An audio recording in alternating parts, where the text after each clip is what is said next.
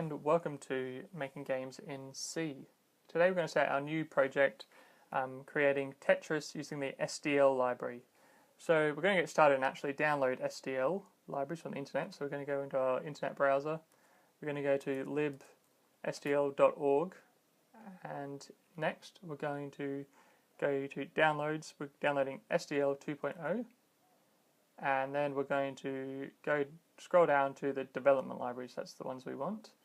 Windows, and we're using the Visual Studio compiler or Visual C++ compiler, so it's this one. And so we want to save, and so it's going to download. Then we're going to open, and inside this folder we can see there's in the lib directory S64, because we're 64-bit, there's 3 files we want. There's a .dll, there's a .lib, and a main.lib file here. So we want all 3 of these in our kind of project folder that we're going to create now. And we're going to create a new folder wherever we want to store our game. So I'm going to go to my documents. I'm going to create a new folder called Tetris. And I'm going to drag these into this folder. So we've got our libraries there, so that's a good start. So then we're going to create our actual code file in this directory as well. So I'm going to open up my command prompt, and if you can't find it, just look up command prompt in your search window. And so then I'm going to cd change directory into documents, and then cd again into Tetris, the folder we just made. And if we list what's in there, we can see we've got the SDL2 libraries ready to go. The reason why they're called different things is the .dll we need to actually run our game, the two .lib files we need to compile our game. And we're also going to do something else here. We're going to go back to our SDL folder we downloaded, going to go back to the start, going to go to the include folder, and in here you can see there's lots of C++ header files. And these are all function declarations, kind of empty functions that we need to know what they look like in order to call them in our code. So if we look in here, we can see there's some function declarations. It's kind of got no spacing here, but basically we're looking for, it kind of stores all the function declarations inside this folder. So we're going to copy this as well. So we're copying the include folder. Copy, we're going to put that over here as well. And we're also going to do one other thing. We're going to rename this to SDL2 so we know what it is. Okay, so that's good. We've got all our SDL files ready to go. So the next thing we're going to do is create our main.c file. So we're going to go back over to our command prompt. I'm going to create a new file using the type null into a file called main.c. So don't type anything into main.c.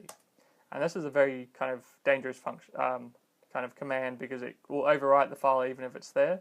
So you don't want to kind of use it accidentally. But then we can look back over, and we've now got a main.c file. So that's our kind of main file we're going to write our game in. So we're going to open that up in our text editor. So I'm using Sublime Text. So I'm going to open that up.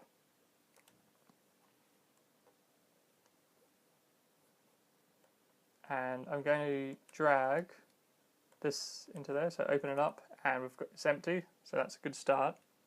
And in this file we're going to start off with our main function. So this is the entry point into our program, and kind of tells the computer this is where you start actually executing our program. And the kind of format for this is you say int main brackets, there's a int arg count and a char double asterisk args.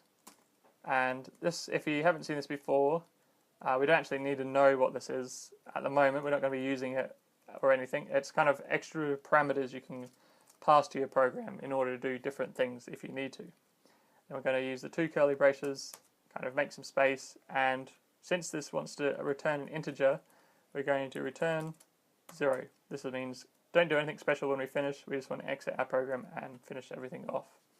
So that's a pretty good start. And So what else we're going to do? We're going to do one other thing. We're going to include this SDL2 directory.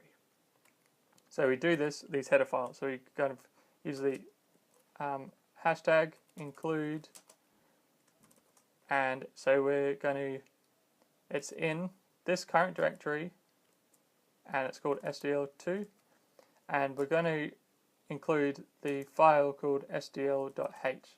And what is this? Well, if we look in here, there's a file called sdl.h, and this isn't caps sensitive, so it doesn't matter that it's caps locks or not, uppercase. So we're going to open this up. Just going to open up in Visual Studio.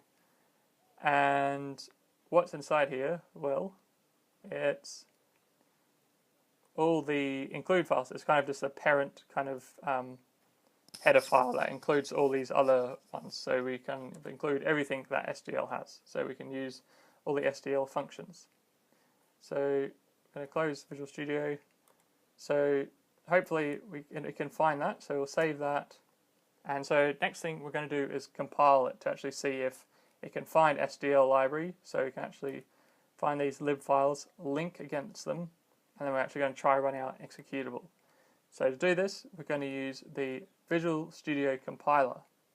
And in order to use it on the command line, we need to actually kind of pass it a startup command to be able to access it. Because right now if we use CL, which is the command for the compiler, it doesn't know what this is. So to do this, I've kind of pre-made something. So if I go back into my documents, I've got a test here, and there's a bat file, a Windows batch file called startup, and let's have a look what's in there. And basically it's calling in where Microsoft Visual Studio is installed, there's a file called vcvarsall.bat file that actually runs before we can use the compiler on the command line. And if you've got a different version of Visual Studio, it'll be in a different spot, but if you look online, you'll be able to definitely find where it is. There's lots of threads talking about where to find it. So I'm going to copy that into our project directory. So I'm going to copy this, command copy, go back to documents, go to Tetris, command V, create a startup bat file. Then we're going to run this on the command line. So I'm going to type in startup.bat, tab to autocomplete, run it. So it's initialized. So the Visual Studio command prompt,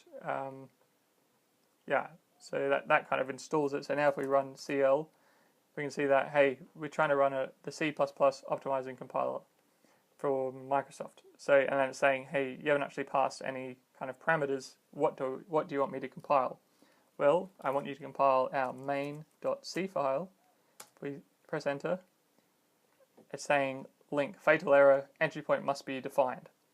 And this is basically because on Windows, the main function actually looks different to this. This is kind of the Unix version of kind of the main function, but on Windows they've got a special one.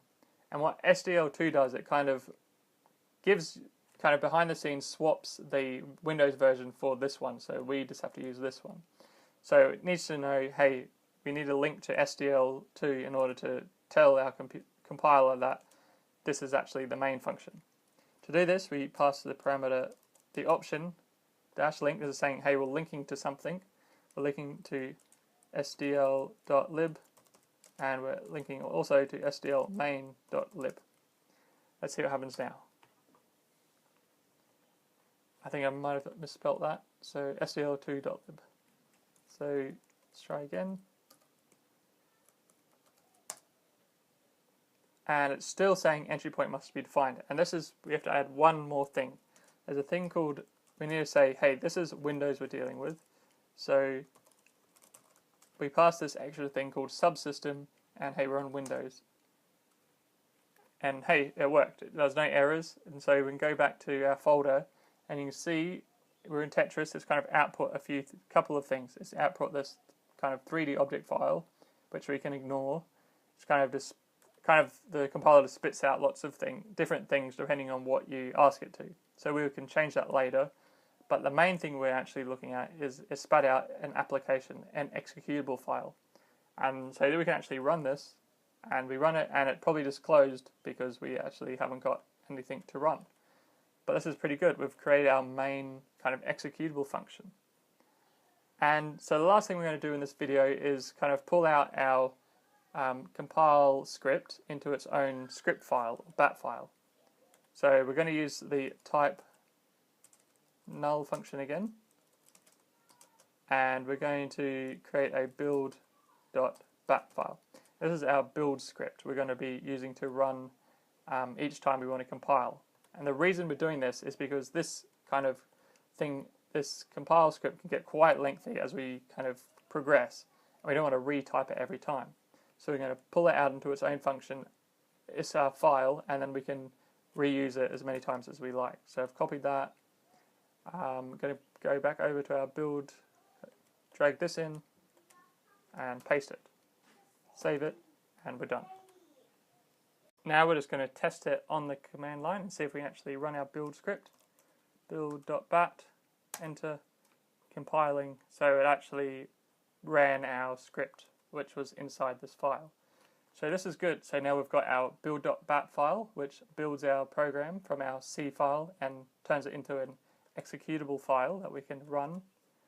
And we've got our startup.bat file, which actually kind of installs, if you like, the compiler onto our command prompt each time we open it. And we've got our main.c file where we're actually going to run our game and actually put all the logic of our game in between these two braces. And we're also including our SDL2 header file, so we can actually call now SDL functions, and it knows what they look like and how to use them. And so this is pretty good. We're in a good spot to go on to the next video.